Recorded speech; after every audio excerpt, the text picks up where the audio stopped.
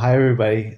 Thank you for having me again to be able to allow me to share my own personal experience in my Coda journey and what I've learned as well. Today, I'm going to be presenting about communications, uh, more around the lines around miscommunication. And miscommunication can happen with anybody. You don't have to be a codependent to have miscommunication. But what I wanted to point out or start to display is what are some of the characteristics of a codependent that can lead us to miscommunication. So what I really wanted to start conveying is this message around like understanding ourselves as a means to improve communication. But before I get started, let me give you some background about who I am. If you haven't heard me speak before, my name is Mauricio. I am a recovering codependent. I found my Coda journey last year in June. So I've been in Coda for about almost, I don't know, can't do the math in my head right now, but a little over a year, not quite 18 months. Yeah, maybe kind of going to clipping at 18 months or so. And my journey into recovery was I was going through a divorce and I was having an affair, and that kind of led to like a lot of questions about like how and why does this all happen. And it wasn't until I found Coda that I started understanding myself as an individual more, understanding how my own personal characters of flaws and things of that nature um, led to led to the situation that was unmanageable. So one of the elements that I learned was that I didn't communicate very well as an individual. And communication is not so much about, speaking all the time. It's about how you see the world and be have this self-awareness, responding versus reacting. And I'll go through all the steps. And it was just something that I wasn't aware of when I was married, and also when I was having my affair either. I just wasn't aware of my deficits and my lack of communication skills. So it's not going to be traditional, like, this presentation is not so much like using I statements, for example. It's not so much like things of that nature. But as I start evolving this workshop, you'll start to see like where I'm kind of going with this here. So with here is when it comes to healthy communication skills, we kind of have to understand what does it mean to miscommunicate. Miscommunication is basically, let's define that. Like, what are some of the different ways that we can miscommunicate? And so when we come to this here, is the very first thing that I want to kind of point out is like our emotions. And what I've kind of learned through the program is that that's, and from my own personal experience and also from observing others too, in my own personal life, is when as I react to a situation, I act with my emotions, and it really kind of starts to skew our line of thinking. Triggers and emotions start to cloud our judgment, and these are kinds of things that what I've kind of learned throughout my process in Coda is when we as through our family of origins, we learn all these coping mechanisms to kind of survive that childhood experience, and we bring all those coping mechanisms into adulthood.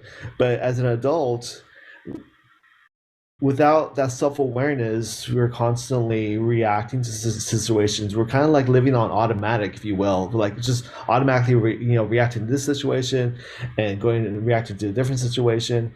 And it's something that kind of starts, that was kind of ingrained in childhood. And so one example that I have as a personal example is, and I'll bring up some of the examples again to some of these other slides too, is like I would get I practice piano, for example. I take piano lessons, and I wasn't so aware of it until I started reflecting on my childhood experience, that I would get when I started playing piano, I would get a lot of anxiety and emotional anxiety around me, and I didn't know what, and I would feel like I don't want to offend somebody or something like that. I just got a lot of anxiety. I didn't really understand what it was from. And then when I started understanding my own childhood experiences, family of origins, one of the things that kind of came up was as a child, My father would mock me. He would make fun of me for playing, for being part of a band, for practicing an instrument. It got so severe to a point where where I actually called the school. I told them I was quitting. The vice president called me back, says don't quit.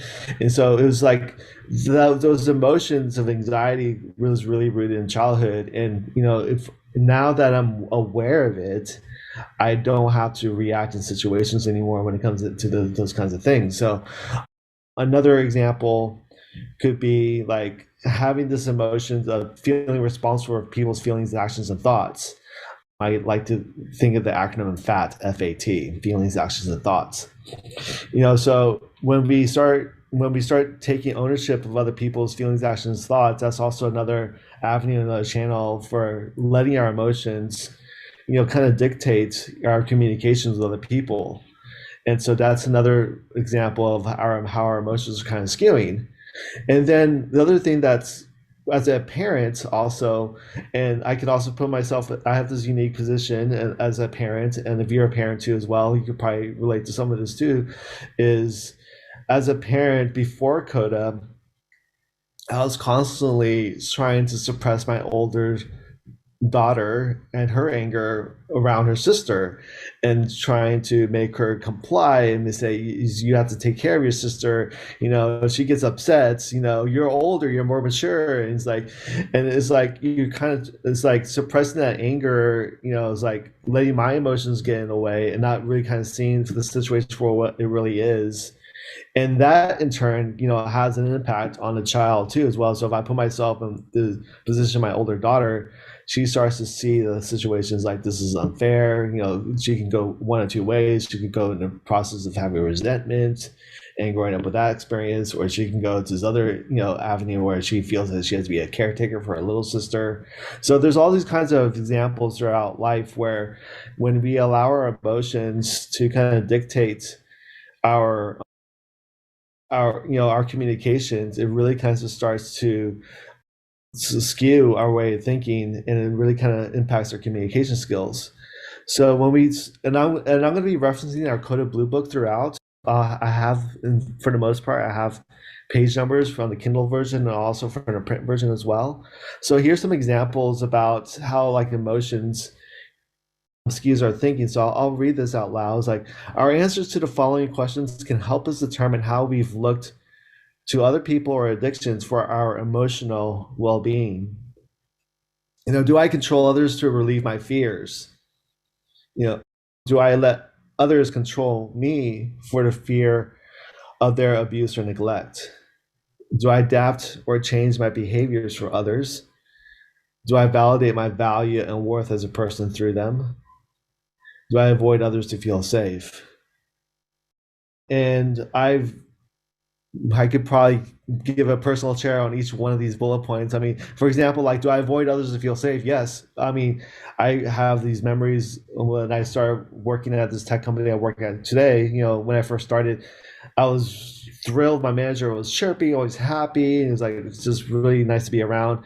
But on those few days when he was upset and mad, who knows why he was mad, but I just took ownership, and in order for me to feel safe, I just went into avoidance, for example. And I just had to feel like remove myself from his presence because I was taking on his emotions, feeling responsible for what did I do? How did I like feel I had to walk on eggshells because I don't want to be reprimanded by you? And that was never the case. It was me kind of projecting my own childhood experience onto a manager who I put into a position of power over me, and kind of had to let my emotions kind of skew our way of thinking, basically. So that's one example of how miscommunication, that how miscommunications can start to kind of happen when we allow our emotions. Another one here is like not observing ourselves closely. So when we don't observe ourselves closely, you know, one of the common characteristics of being a codependent is, going into a caretaking mode, and not really kind of seeing ourselves as caretakers. And if we are, it's like once what I did, I was completely unaware of this before Coda, but now that I'm aware of it, I'm constantly observing the situation a lot more closely. But pre-Coda, I just had no idea I was always going into this caretaking mode. And so one of the things that as what I've kind of determined was, I don't always pre-Coda. Now pre-Coda, I was always doing things like caretaking in relationships, caretaking in a workplace. So, for example, when someone has an issue at work, I was the first person to like, I'm going to solve your problem. I'm going to fix this problem. I'm going to solve it. And it's had basically, it was me kind of jumping in and not really kind of observing the situation for what it really was. And so the questions that kind of to ask, like I should be asking is like, whose problem is it? And kind of observing like, okay, is it my problem to solve, or do I need to let that person solve the problem themselves? If that project is not getting done, who owns that project, who should be taking care of that project, or if that person is trying to get me to do something, maybe that person needs to solve his own problem by reaching out to the right person instead of channeling it through me. So that's one question, like who owns this problem, whose problem is it? And just asking these kinds of questions to kind of understand like who owns a problem, who's responsible for it, and then also kind of ask the question, do I need to intercede, or should I withdraw like my actions from it? And so is this something that I need to inter you know run interference on, and be kind of help with the situation, or do I just need to kind of step back and let that kind of person kind of deal with their own issues? And so kind of like when we are so getting out of that caretaking mode and just automatically jumping into that mode of caretaking, that's one of the things that happens as a codependent, and that's something that's going to happen in my own life as well.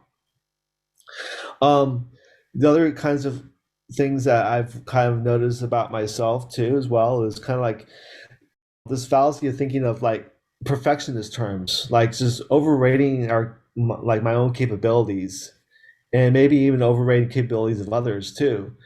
And taking on like excessive responsibilities. So, like at work, for example, I would, take on a huge amount of responsibilities and thinking I could do all of it and complete with, I could do all of, everything under the sun basically. And it's like even the things I wasn't good at, I'll try to even do those too as well, and not kind of relying on other people to kind of own stay in my lane, let other people who are more experts in those areas to kind of like take on those kinds of responsibility and let them run with it, instead of allowing, and not interceding with what they do best basically.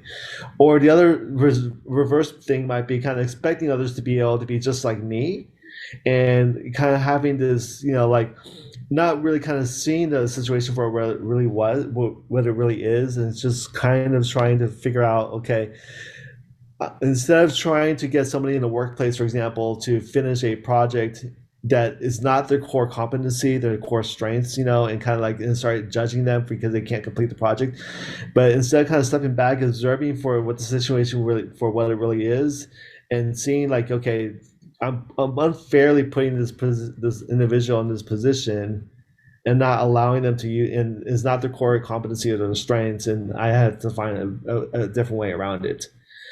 So, as in our blue book, one of the questions that comes in is like, when it comes to caretaking, is like, what is the difference between codependent and being thoughtful?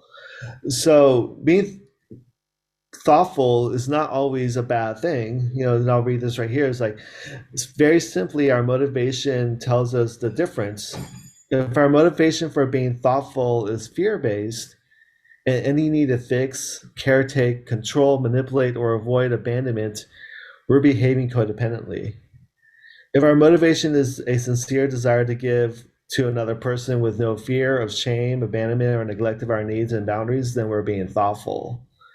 So it's when it comes to those caretaking elements, whether it's in a workplace or relationships or with family members, um, what is our motivation behind that? Is it fear based? Is it this need to fix? Is it this need to manipulate or avoid abandonment, or avoid maybe even someone's anger, for example? or avoid like this or have this trying to control the world outside of yourself, or is it really that we're just trying to be very thoughtful with an individual and it's not coming from a place of fear or shame? And so that's where we can start to kind of see ourselves as far as like, observing ourselves better. And if we can observe ourselves better, we'll be in a much better position to be able to communicate more effectively with others. Unrealistic thinking. So, with unrealistic thinking, it's basically kind of like leading, like where we can believe that we can where we can have this fulfilling experience by sacrifice ourselves for the others without return support. So it's just kind of like it's unreasonable. Like for example, like like individuals in a workplace or like myself, like I would be constantly like land grabbing or like taking on all the projects, or it's just like it's not realistic at all to be doing that. It's not collaborative. It's not like teamwork. It's not being like cognizant of other people in the workplace as well. And the other kinds of examples is like kind of believing that we kind of know exactly what other people need and that no one else can do the task right. So again, it kind of goes back into that mindset where, when a project doesn't seem like it's like not allowing other people to take responsibility and ownership of their own projects in the workplace, for example, but and not believing and having trust in other people that they're going to do their task or their jobs and their responsibilities correctly, and just kind of and having this whole entire internal belief system, and that's really kind of comes from like a sense of lack of trust. In other people, and so we start to exaggerate our own knowledge, our and also exaggerate the helplessness, the helplessness of others. And so it's and then that kind of jumps into that caretaking mode where we start to kind of like solve other people's problems and not allow them to be as they are, and kind of allow them to kind of experience the situation for themselves. And so, what really kind of helped me in this process of this unrealistic thinking is just to the serenity prayer itself. And I really adore this because it really kind of helps me understand that I can't control everything external to me. So it's just this idea and this concept and this mindset of talking and speaking to the higher power, like God, grant me the serenity to accept the things I cannot change, courage to change the things I can, and wisdom to know a difference. And this has played in with me and has helped me in so many different ways when it comes to that unrealistic thinking. Like, it's really unrealistic for me to think I can control the future. For example, I cannot control the future at all. I could do things today that helps me be more grounded and maybe can set me up for more better things in the future. For example, like savings plans for myself, or thinking about things about like planning for like things of that nature, like my health, for example. Like if I could do all my exercises today, I'll have a healthier person. I'll be healthier in the future. But there's things I can't that are out of my control and I can't change it. And so if you have this mentality here of accepting things that we can't change, that releases that mindset of unrealistic thinking. And and then the really challenge here is to understand like what is the things I can have control of. In general, we don't have any control of what happened in the past. We can't change the past. The past is where it is. We can learn from things that happened in the past, but we can't change it. We have the future is basically it's out there, and when I start looking into the future, there's a lot of fear that comes into my mind. So I really kind of try to stay grounded and rooted in the present and today, as an example. So just trying to understand like I can't change the past, for example. I have no control over many different things, and it kind of removes that element of realistic thinking in that sense. Projection is another big one too that I've kind of learned to as well. I gave the story about the piano story already, where I was kind of projecting my own childhood experience as an adult. Other times when I'm projecting onto others, I kind of gave that example of the manager, who's like who was always happy, but then on the days he was upset, I'm projecting like my own child experience again as well. What I've also kind of learned too is as an adult, if someone starts to accuse me of something or even make a passing comment that sounds like I did something wrong or I did something very shameful, it also triggers me as well. And that's something that is something that's also I'm projecting all of my childhood experiences in, and it starts to trigger me and things of that nature. And so it's that whole projection thing can also lead to kind of miscommunication too. It's like someone may ask me a question, I may take it from the perspective of a childhood experience and think that they're accusing me of something, and then I trigger and I that leads into emotions, and that leads me to reacting, and that's this whole concept of projecting, not really kind of seeing the situation for what it really is. And so it's also kind of important when these situations kind of happens is like, and you start to when and I've been practicing this too. If I start to feel emotions or something that comes on, you know, emotions are teachers in a sense. They teach us things. And when I start to get emotions, one of the things I may do is I may pause and ask more like a clarifying question. And if we're not asking the questions with other people, like whether they're people at work or in relationships, what they're actually thinking, then we're doing is we start to base our own reality on fantasy and on speculation. So like one example of that is like when I was married, there would be many times in the beginning of our relationship where she was upset about something and I would ask her the question like, are you mad at me?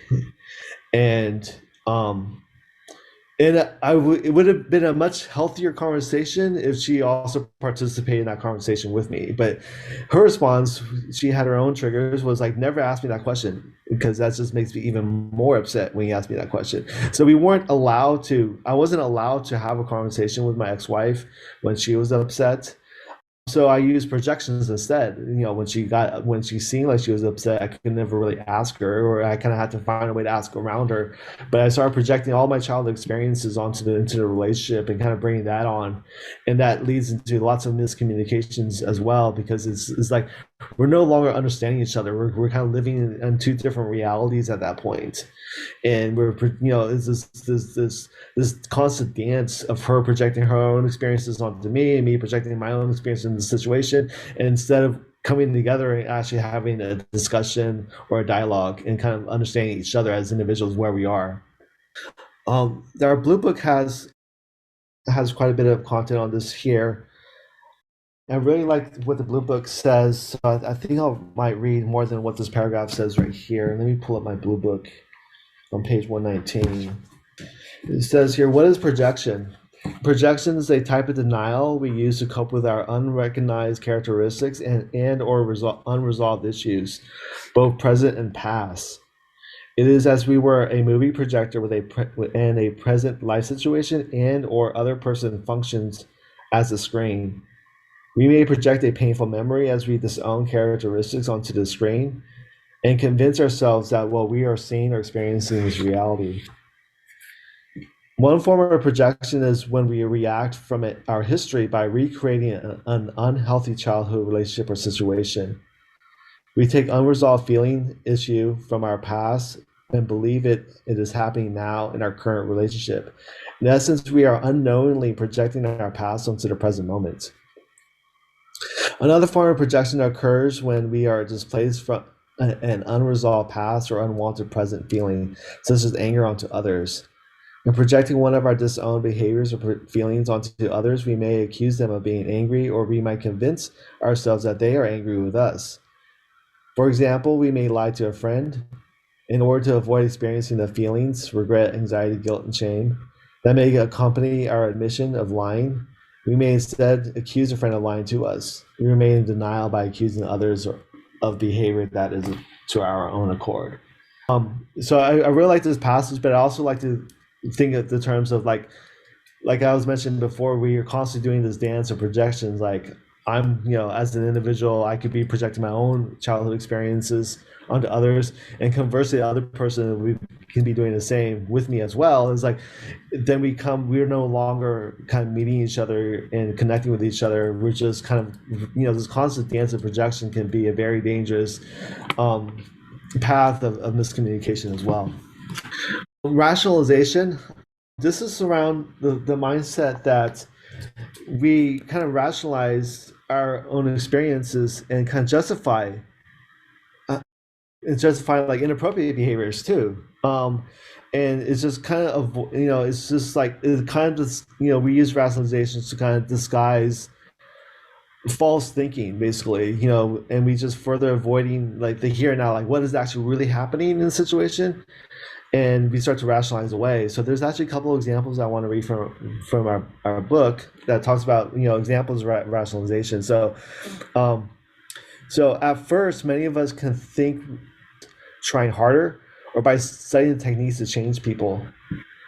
Often our pride or upbringing cause us to think that we can do this ourselves. These two approaches, however, block our road to a better life.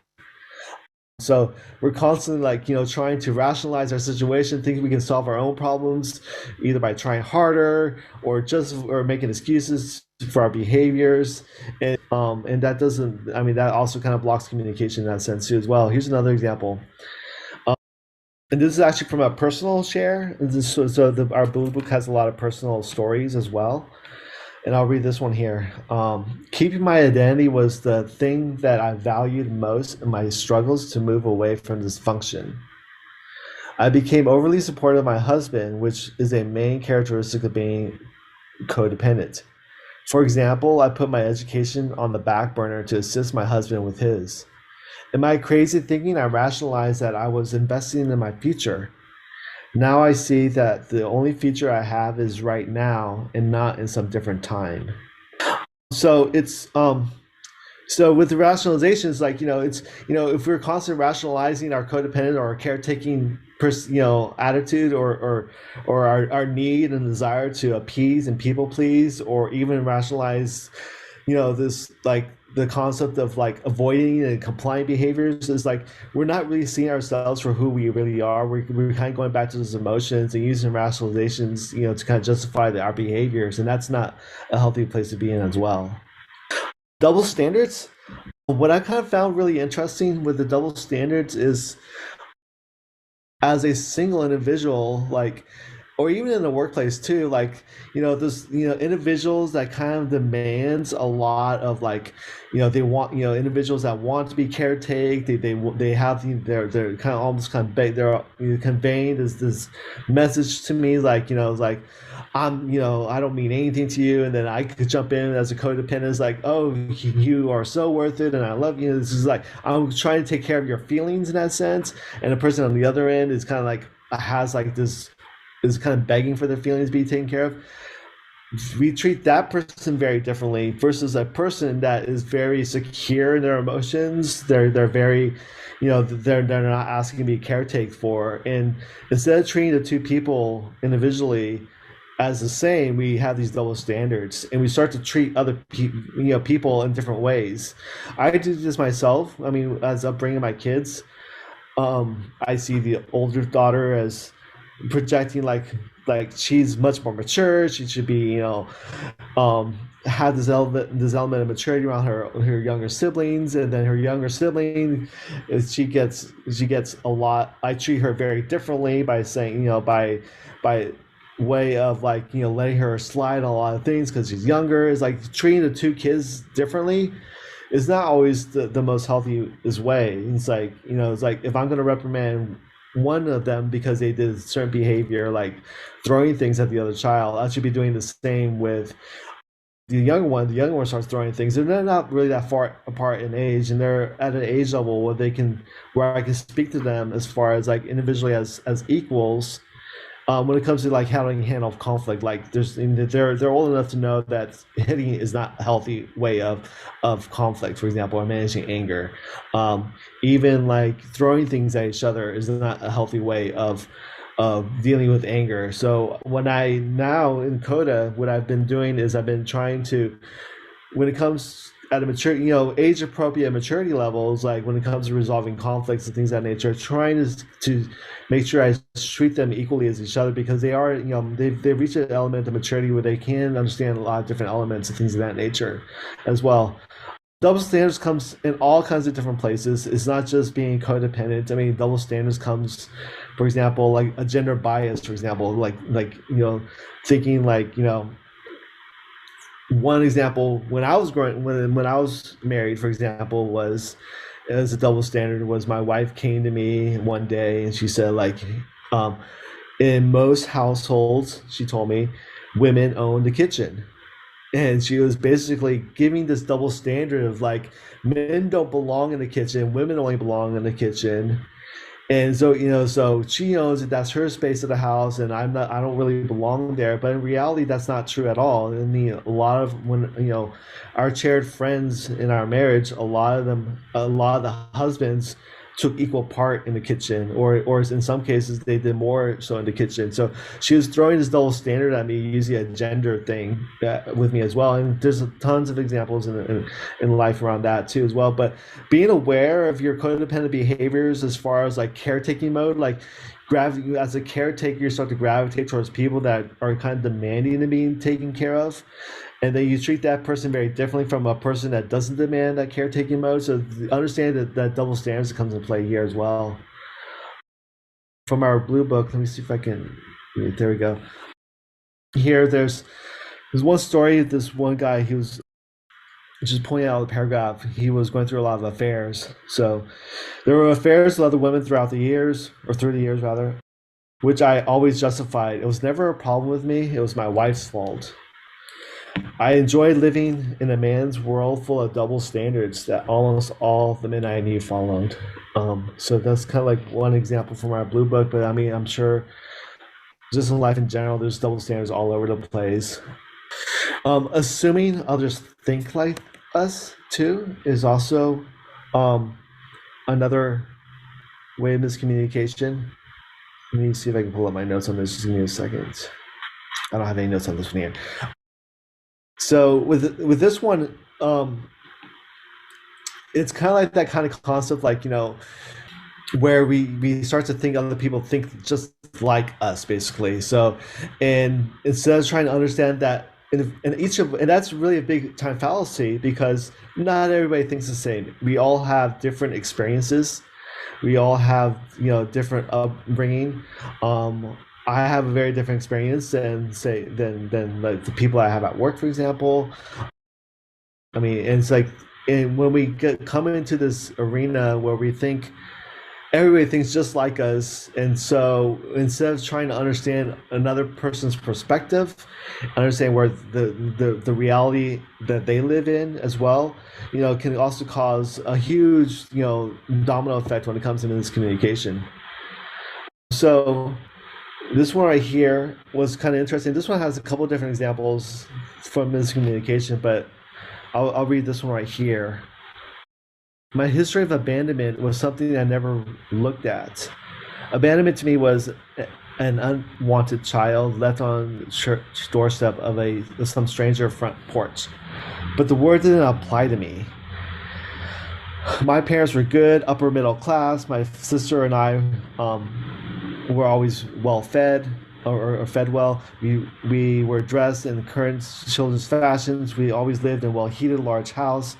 We only had one car at a time, but that was because my father hated driving.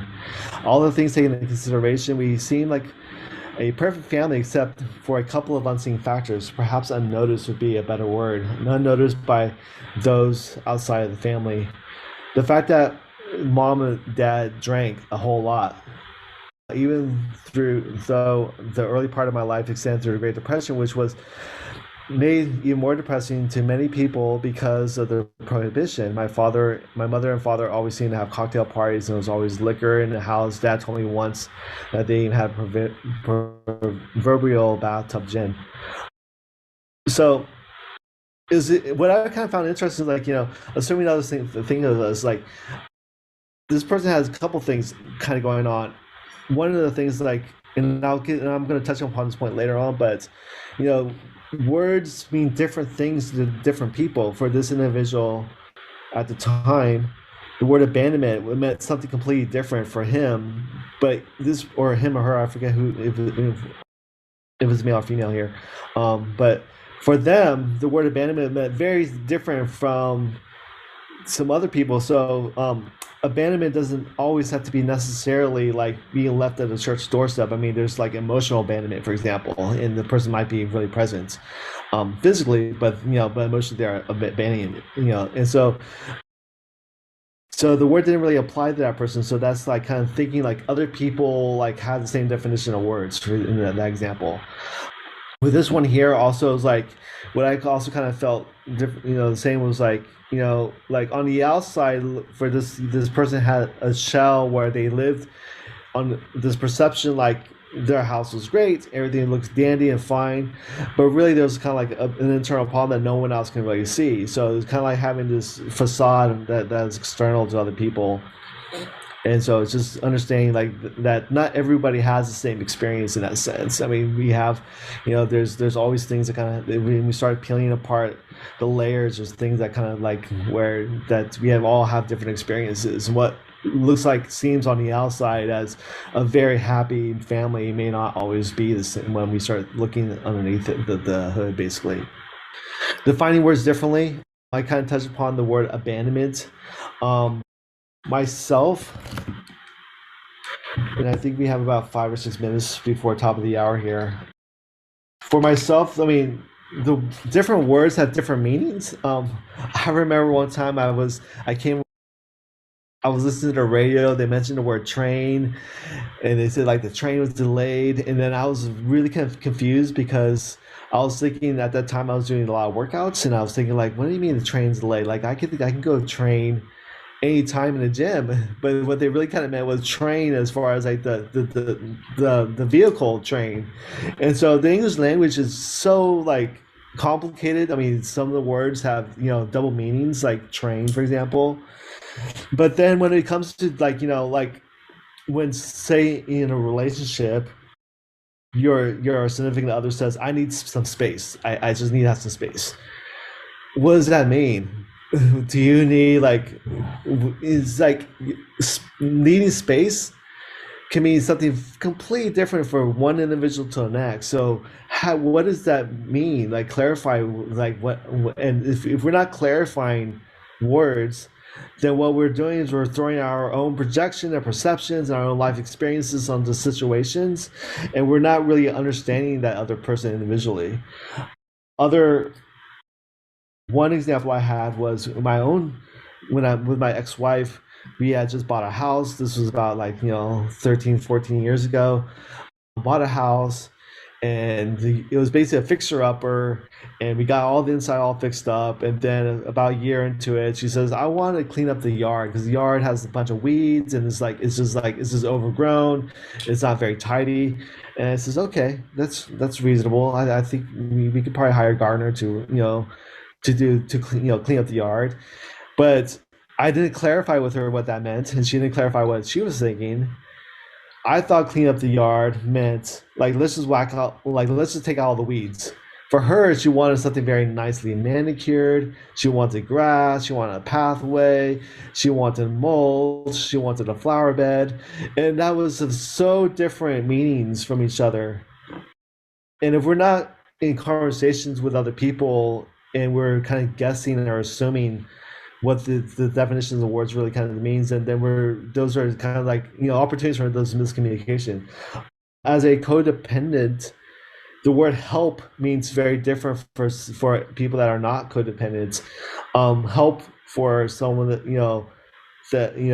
can it might mean to assist another person in doing something, but for a codependent might mean doing the service work completely for that person and taking care of their needs and wants completely, and not letting them take ownership and responsibility for the situation themselves.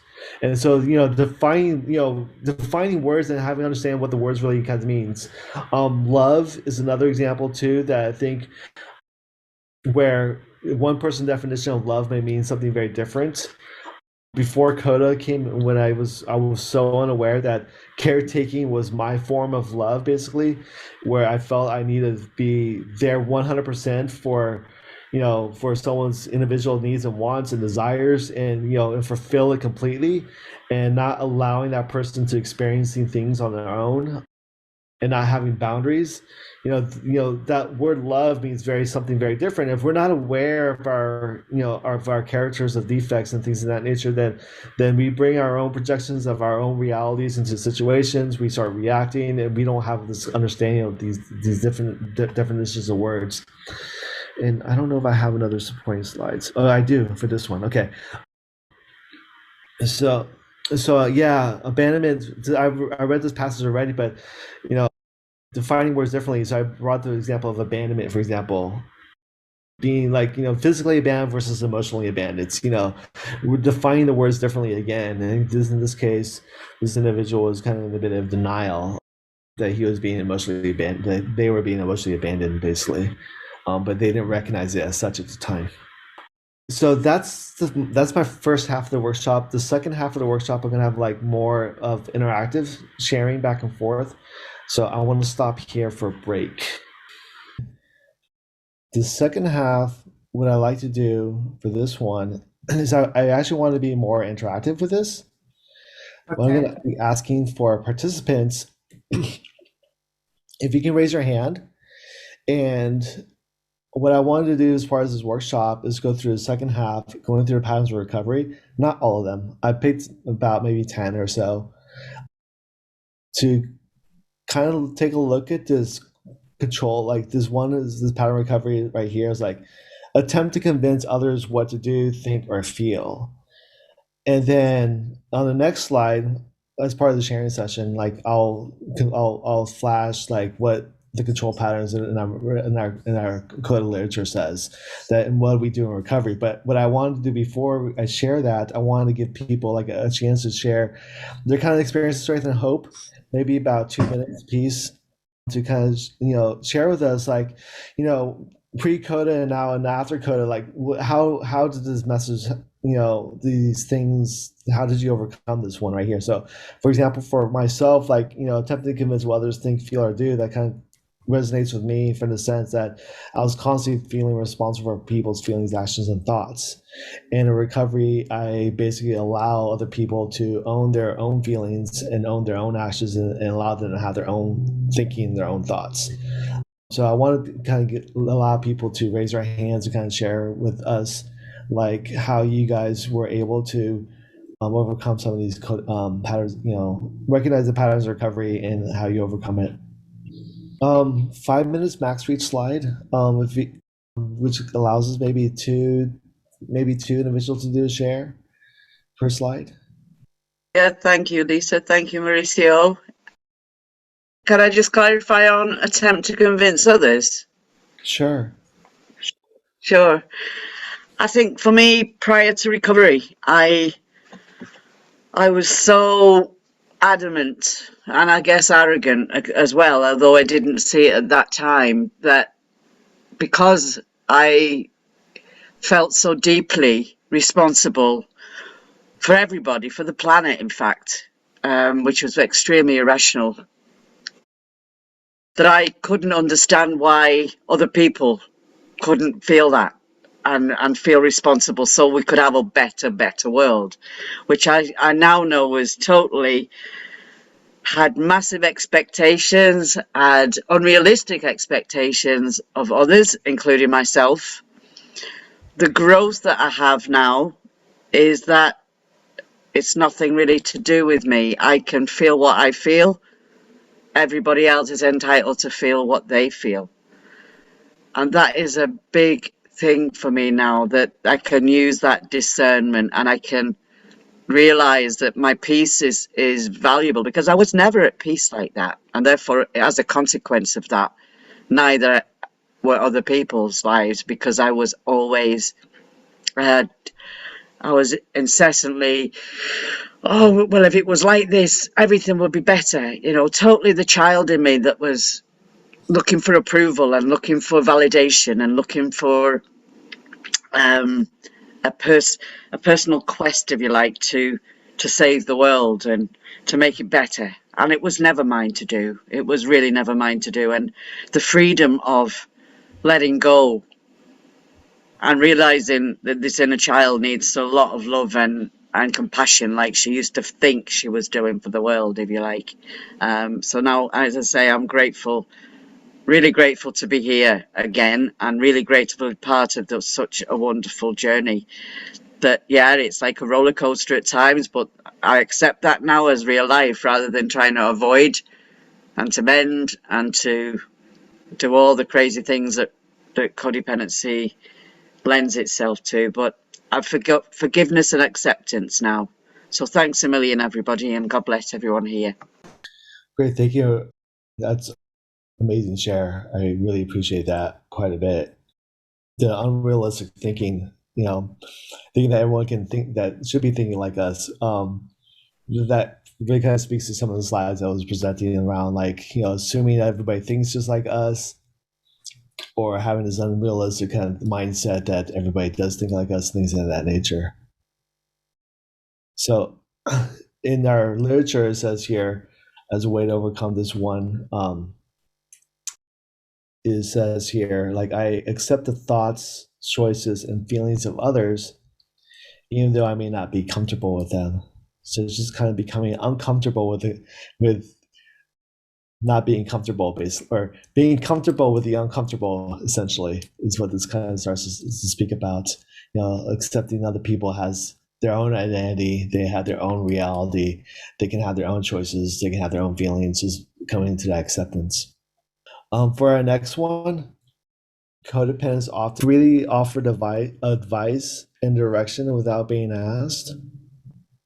Yes, hello. I'm a recovering codependent, and I would say this is where the main crux of my codependency lies in this aspect, because I just grew up just sitting in my room around a dysfunctional family and imagining how I can make everything better for them and myself. And that part of me is super, super strong.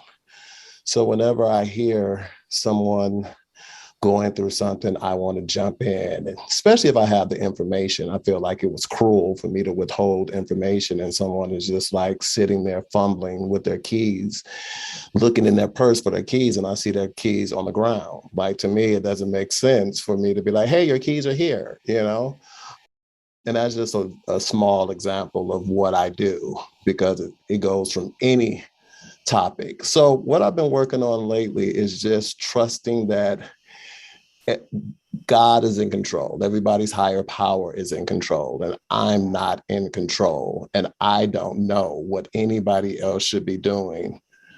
Only person I know who should be doing something is me. And that's because I'm in counsel with my higher power often. So I'm really working to discipline myself to see a problem and not think that I'm God, and trust that God is in control.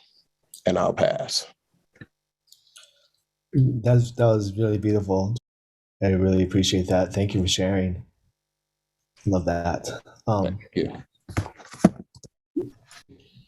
Thank you, Maurizio. Hello, everybody. Yeah, this one and the previous one really spoke to me. I had an experience in the past week whereby a very good friend of mine was having a very intense moment. And I was noticing within myself that I was feeling really intense. So the anxiety was building up in me, and it was, it was really overpowering me. So I went into this fix-it mode instead of providing presence, allowing him space, allowing him to just express himself. I got into this this fix-it mode where it's like trying to get him to look at his situation from a different point of view. And then I realized only afterwards that it created more anger in him and rage. And I thought, oh God, I spoke when I shouldn't have. So I'm fighting in my mind, like, okay, I need for the tension to come down. I need for the intensity to come down. So I let him know that his intensity was causing me to feel intense. Can we just be quiet for a moment? And trying to take hold of the situation. And he ended up leaving because he needed to take care of himself. And I fully applaud him doing that, because our intensity got triggered in each other. But I just need to recognize and remind myself, when someone's having an intense time, just let them vent. It's like that volcano that has to erupt, and just be there and provide presence and compassion and care. But it's at what point do I then say, well, I need to take care of me right now. This is too much for me. And so it becomes a challenge to know, when to make that call. But I did catch myself that that's what I was doing. I was trying to give advice and direction and fix things because I could see how much the situation was upsetting him. So it's a tough call to make, but it becomes a slippery slope too, because there's self-care and there's other care and the two can get convoluted. Thanks for letting me share that. Yeah, that's fantastic. I love that. That was great. That was a great share. One thing I want to convey from my own personal experience, what I've kind of learned in the past year, and this kind of relates to some of the people that's already shared already, was that when we get engaged with others, it's oftentimes instead of assuming that we need to fix the situation or go into caretaking mode, if I have a friend that is telling me about their situation, and one thing that might be good that I want that I've been trying to practice is like asking that individual, are you looking for me to try to solution this problem with you? Are you looking for advice? Are you looking to like assistance to kind of like find a resolve around the situation, or are you just wanting me to be present here and have the channel for me to vent to? Like, are you just looking to vent to get something in your emotions, validated? Or are you just looking to get like, it's just using me as a way to express your feelings and thoughts around the situation, and then kind of understanding what that other person needs and wants are. They may not want advice. They may just want to be heard. They may just want to be validated. And I think this freely offering advice is where that's, we just have to understand, like, what is that person in reality? What are they actually looking for in that situation? The next one is pretend to agree with others to get what they want. If there was a know-it-all anonymous, I feel like I'd be a charter member. I struggled with it for a long time. It was actually like part of my self-worth. I thought that was what made me worthy. I thought that was my only usefulness. And when, I would get pushback from people who I loved who said, you're just really critical. Like, I know that you care, but I just, can you back off? I couldn't hear them because to me, it was like saying that, the thing that I'm best at was like not good. And I just couldn't hear that. I would shut down completely. I would on one level understand what they were saying, but I didn't see a solution to it. And it wasn't until recently that, through a lot of work with, I don't know, just like, inner child and all this stuff, like looking into my past and just things that never occurred to me before, like, oh, my mom would praise me for being smart. And I called her about a month ago and said, did you ever tell my brother he was smart? And she said, no. I said, why? So anyway, the long story short is when I could finally have compassion for myself, that I was, partially set up. Like I'm not, no, it's not that I'm this bad person that I don't know why I'm like this. No, there's a good reason I'm like this. I was kind of like groomed to be the family know-it-all. And that is my way that I thought I could be caring. And that's how I could show love. That's how I could take care of those I love. And that's how I could keep myself safe and those I love safe. And when I could see it from that point of view, for the first time in my life, I could have compassion for myself. When I do those behaviors, I can see them compassionately and say, oh, I'm actually it's misguided, but I'm trying to be loving. I'm not a bad person. And from there, I could finally start to, really change and let go of that. That's all I have. Thanks. Great. Thank you so much. I really appreciate that as well. I listen to a lot of like Coda non-Coda material out there, but I mean, I think they all converse into the Coda, culture and things of that nature, where it's like, we are not innately bad. We are all innately good. We may have things that we have being like like groomed for example, like to survive childhood, or this is how we were validated as a child and things of that nature. And then we just, as an adult, we just kind of learn those things doesn't really work for us that well. Um, so pretending to agree with others to get what they want. In recovery, my authentication with others is authentic and truthful. For my own personal experience, I will say that um, sometimes people will be like, well, tell me, like, I am just so easygoing, and I'll just be so agreeable to everything and everything. What that really kind of led to, however, was a miscommunication for like being authentic with myself and others, being able to convey what things I would like to do, or what my needs and wants are, whether it's in the workplace or even in personal relationships. Pertaining to agree doesn't really work very well as far as having healthy relationships. I'll move on to the next one. For denial patterns, codependents often express negativity or expression in indirect and passive ways. Would anybody like to share on this one right here? Yeah, I've noticed that I do that more now well, no, that's not true. I did this often because the direct aggressive or negativity wouldn't get me what I wanted. So if I did it passively, I could get away with it more. Got it. Thank you so much. Would anybody else like to share on this one?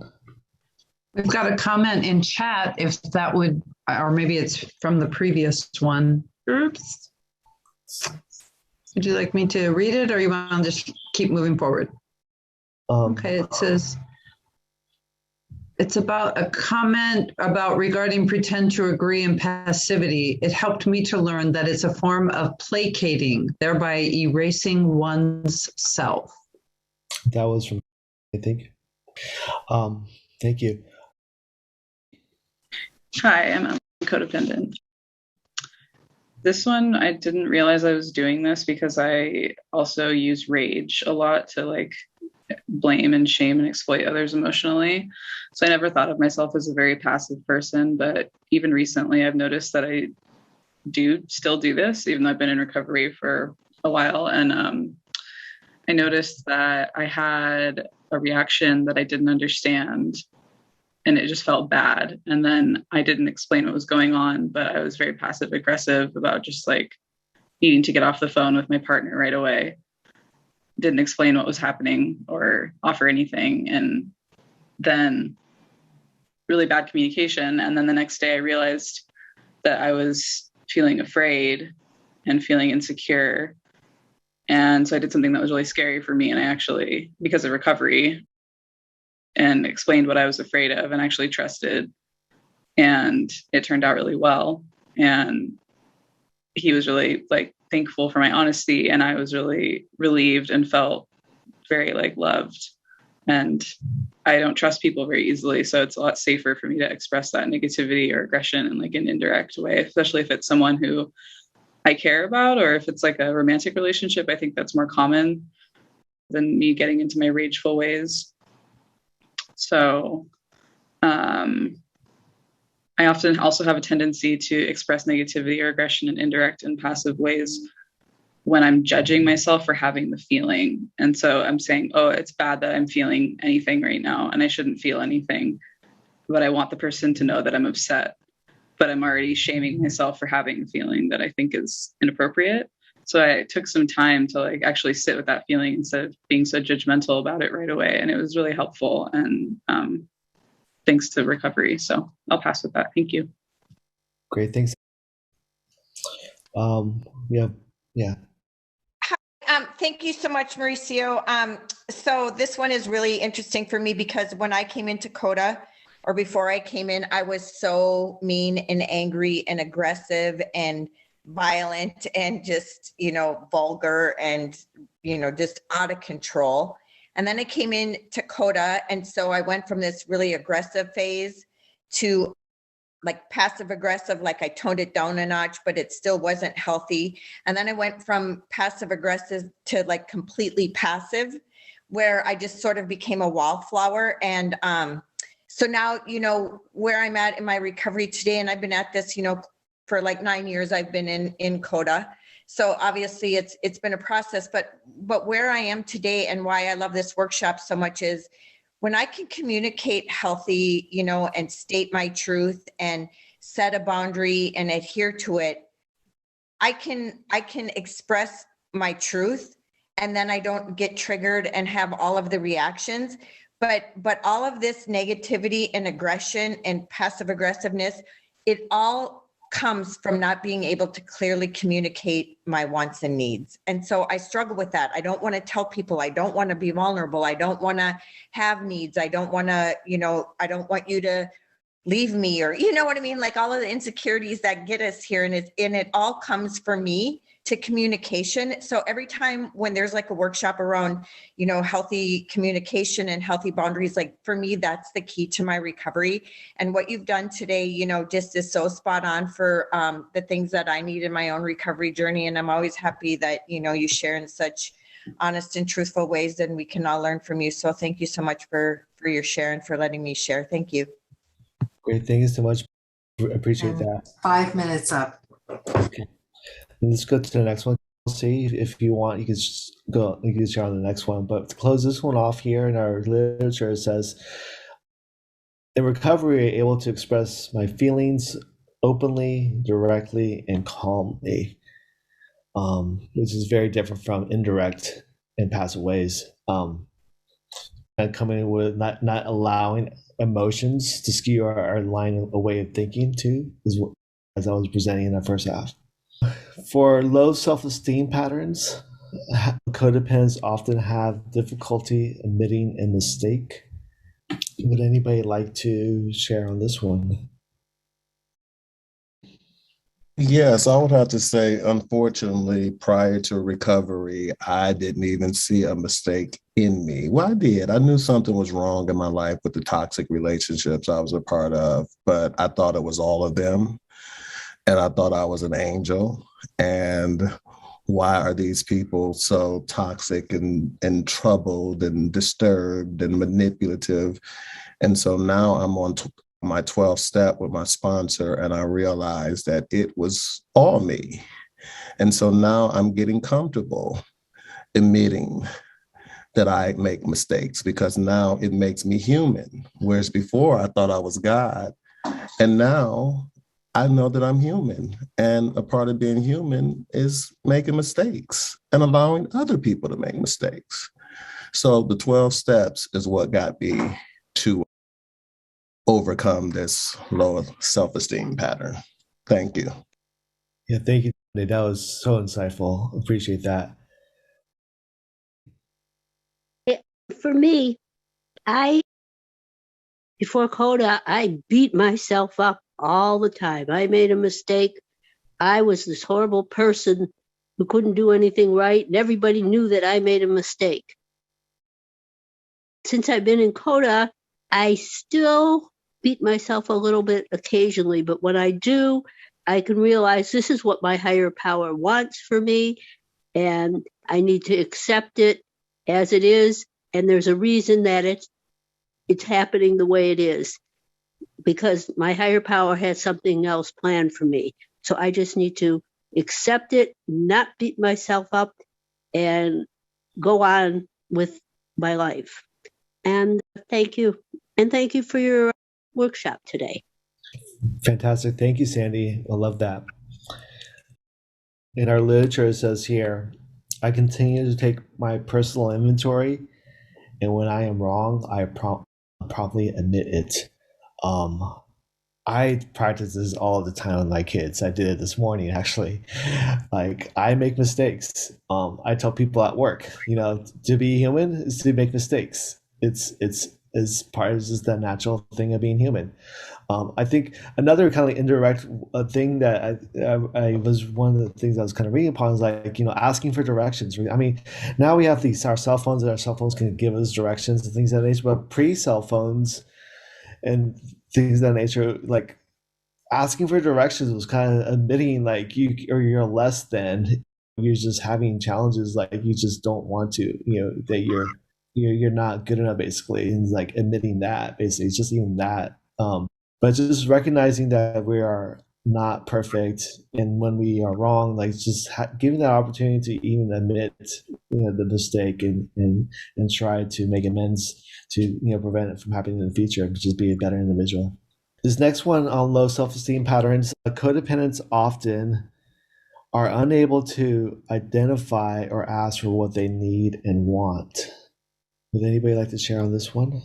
I guess a long time ago, I used to believe that the person that, of course, made me feel validated and whole, and they should have certain like understanding of me at a certain point, that I wouldn't have to tell them. They should know. And if they didn't, maybe that was a sign that, I wasn't as important to them as I thought.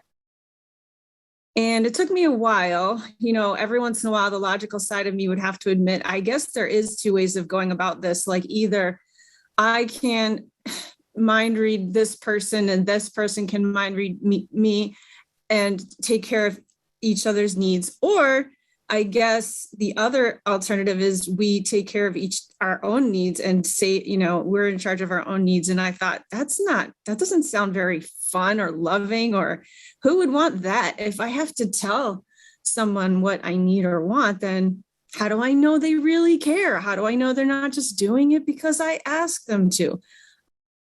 But, over the years, just I guess the logical side of my brain had to admit that it's got to be a lot harder for someone else to know what I need than me, and vice versa.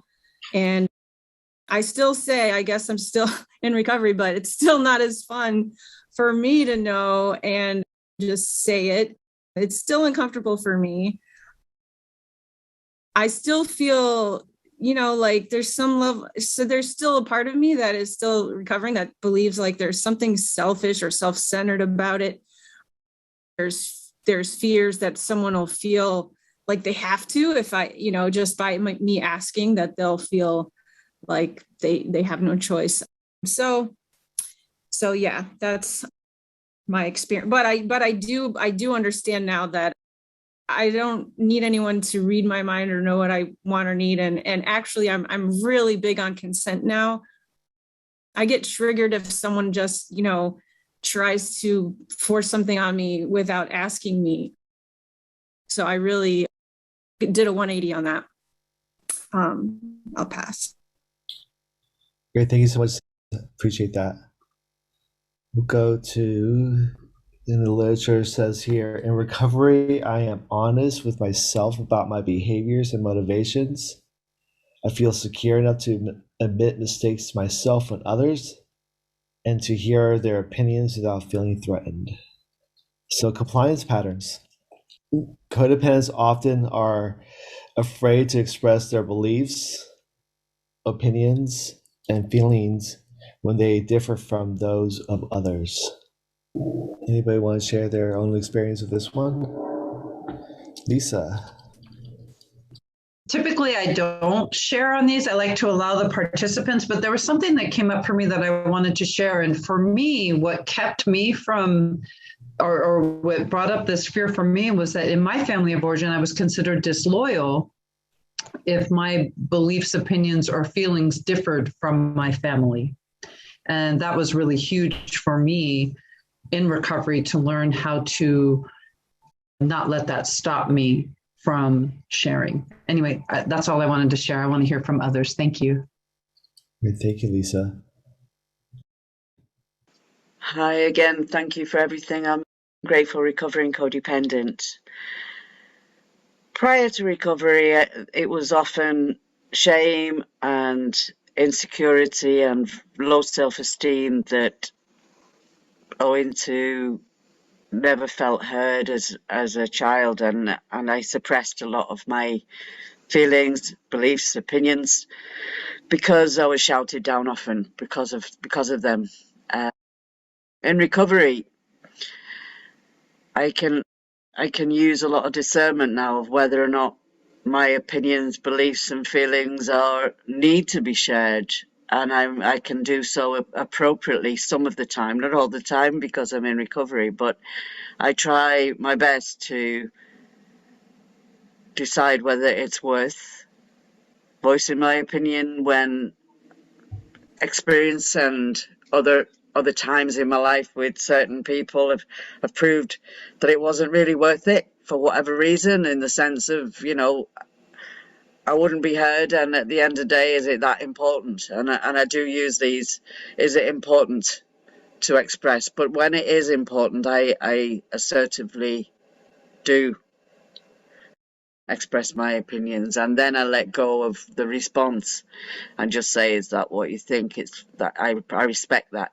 So I use in recovery, I try to use the grown-up attitude. I can still avoid with fear. I can still avoid and get paralyzed with fear. I'm due to be current at the moment. I'm due to start a really wonderful project, but I'm petrified, if I'm honest. And this is where self-sabotaging thoughts have been coming in. But I've been praying on it and surrendering it and discussing it, and realizing that God's in this project well before me, because I believe it's been divinely guided.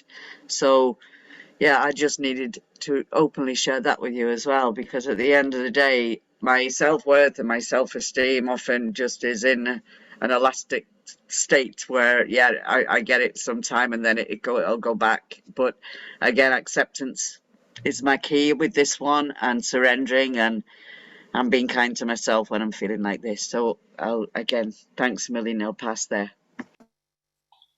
Great. Thank you so much.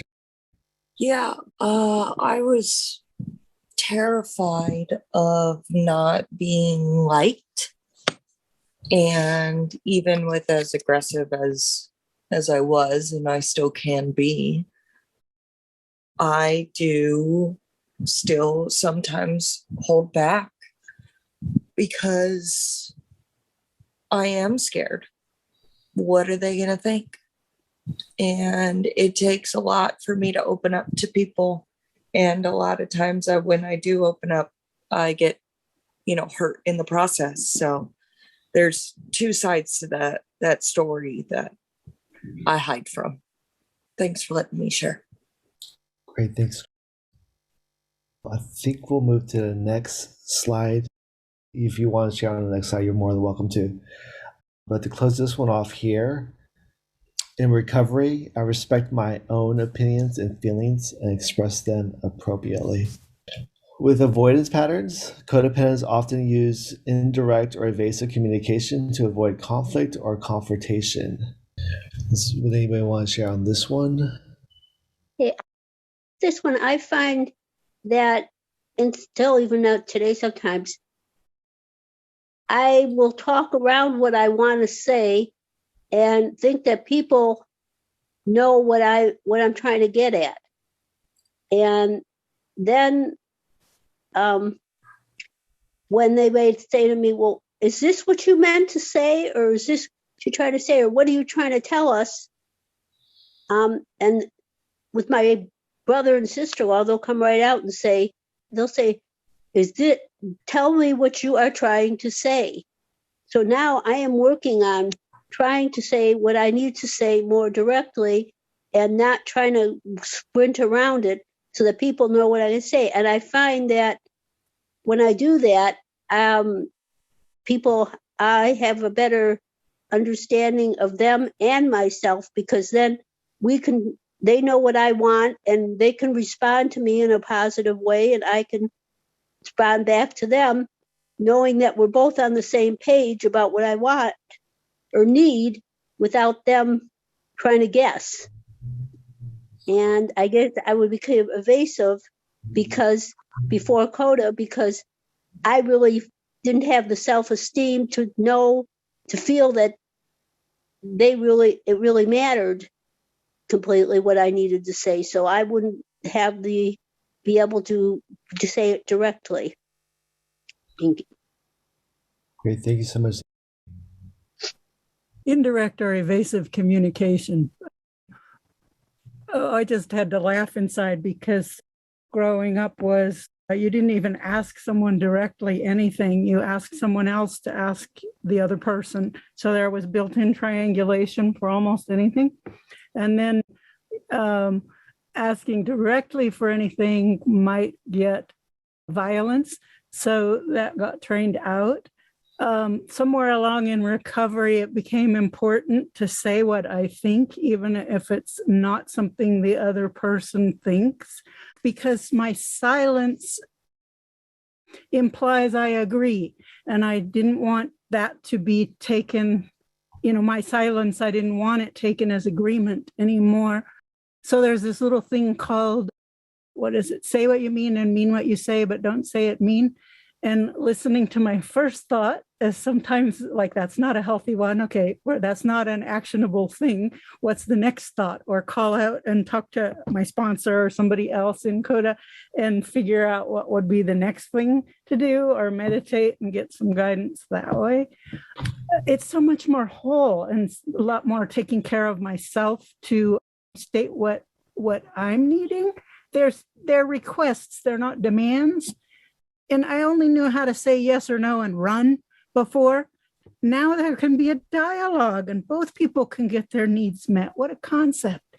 Because it seems like society teaches win-lose, and to actually say what I'm needing or wanting and then have a dialogue about it, maybe even share what I'm feeling with I statements and a request. Then there's a dialogue. It taught me how to converse with people where I didn't know how to before. Another bonus, like a flower of being in Coda, is that changed my world. That's it. Thanks, Path. Great, thank you. I'll move on. For this one here to close it off, in recovery, I use direct and straightforward communication to resolve conflicts and deal appropriately with confrontation. Yes, hello, family. My name is and I'm from beautiful Rochester, New York. And yes, I from childhood, I remember like when it ever came to conflict, I would just curl up in a little ball and I would just not say or do anything. And I don't know why I did that. So it really in my, years later, had to learn what to do with communicating and addressing conflict without raging or anger. Because there was one time my boyfriend at the time was supposed to be over here and he wasn't. And when he got here, I just like went ballistic. He said he saw red in my eyes. And it's like that. I just exploded. And so I'm trying to learn. I've gotten better because I hold my tongue, especially with my daughter-in-law. And I try not to react. I just try not to react because that's what gets me in trouble. I react instead of acting. But, I do use more direct and try to deal appropriately with confrontations. I've gotten a whole lot better than just, going off on anyone and just losing it. So usually that comes from fear. That comes from fear. Because I think I'm going to lose something that I don't want to lose. And it's part of the abandonment from my childhood because my father passed away when I was 7. So I do have abandonment issues. So I have gotten outside help for that, professional help. So thank you. Thank you for your workshop today. Great, thanks. You're welcome. Let me see what else I have here. I think we'll close it off with this slide here. With avoidance patterns, codependents often withhold expression of appreciation. Perfectionism was demanded in my family. So there was never any expressions of appreciation.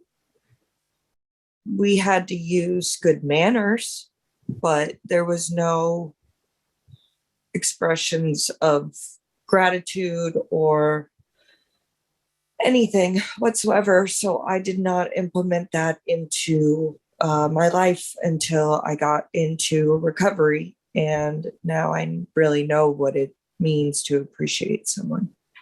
Thank you. Thank you. We have. Hi. Yeah, this made me think of at some point I feel like I would express appreciation to somebody in my childhood, and I just would never get anything back in my family of origin. So I stopped doing it. And at some point, it almost like flipped over to feeling like it was a weakness to express appreciation because I would be elevating. I mean, functionally, it wasn't inside of me just yet, but functionally, outside of me, I was elevating the other person and like giving them permission to feel better than me. And then at some point, that internalized within me, and it just was, became kind of like a rule inside of me not to express appreciation to anybody unless it was in front of a group of people, and I felt like showing appreciation in public would benefit me because it would make me look like a guy, and basically more. I would only express appreciation in more selfish situations, and that feels very codependent right now. But anyway, thank you for the opportunity to share. Great, thanks. So to finish this one off here, in recovery, I freely engage in expression and appreciation towards others. Mauricio, thank you so much. Can we all show a little bit of love to our Mauricio? Great job. Sure appreciate all that you tapped into. I especially appreciate that you really focused in on our literature. I always appreciate when we have opportunities to dive in a little deeper. So thank you, Mauricio. Really appreciate you.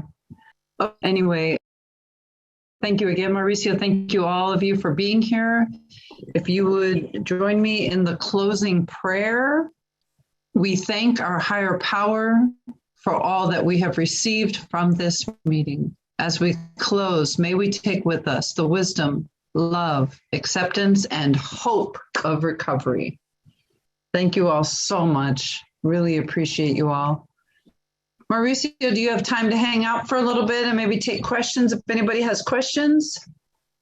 I have a few minutes. Okay, that actually fits for me as well. Yeah, hi, codependent. I found that when I do outreach to people like in inpatient treatment or whatever, just going through those patterns of recovery starts a lot of good conversation. And so, it's like, well, they're in treatment for something that's pretty important, and generally dealing with codependence isn't the first thing people do when they get, out of there. But just try to plant a seed, and you'd be surprised the insight that people have, because, they're actually getting told what codependence is. They're having feeling words and posters and things like that, because they've probably pushed down some feelings and don't know how to express things like most codependents. So anyway, it's just an opportunity, if anybody's ever interested in outreach, to have something to talk about rather than just yourself. So that's what I do. Thanks. So I had to chuckle. I actually had to go off camera for a minute as you were explaining the evasive communication and a roundabout because my parents do this, and it was a culture I grew up on.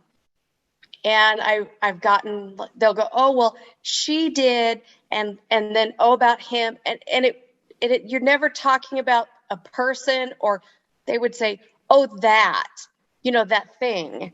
And they wouldn't use a word. And so, unfortunately, they're both a little older now. And I go, now, who are you talking about? Who's him?